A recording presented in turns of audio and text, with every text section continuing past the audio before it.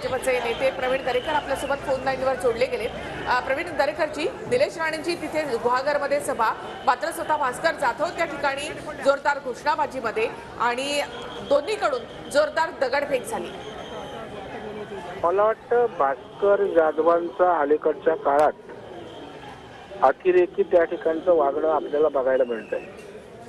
जे अगदी भाषा असलेल टोकाच्या टीका वाटेल ते बडबडायचं आणि आता अशा प्रकारची कृती करून हम भी कुछ कम नाही अशा प्रकारचा दाखवण्याचा केविलवाना प्रयत्न भास्कर जाधवांकडून होतोय। मला वाटतं अशा प्रकारे ताफ्यावर दगड केली असेल, दगडफेक केली असेल, शेवटी निलेश राणेंना सभा घेणं येणं हा त्यांचा अधिकार आहे लोकशाहीने दिलेला। तर तात्काळ भास्कर जाधवांसहित त्या अशा प्रकारची हुल्लडबाजी ज्यांनी केली त्यांना ताब्यात घेऊन कडक कारवाई केली पाहिजे। कारण भास्कर जाधव हल्ली 1 महिन्यापासून फारच अगदी वाचाळ वीरासारखे वीरत्वानं संचारलेलं ते पाहायला मिळत आहेत।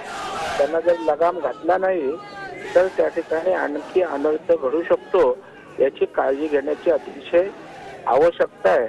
मला वाटतं सरकारनं गांभीर्याने दखल घेऊन योग्य ती यामध्ये कारवाई करण्याची आवश्यकता आहे। धन्यवाद दरेकरजी।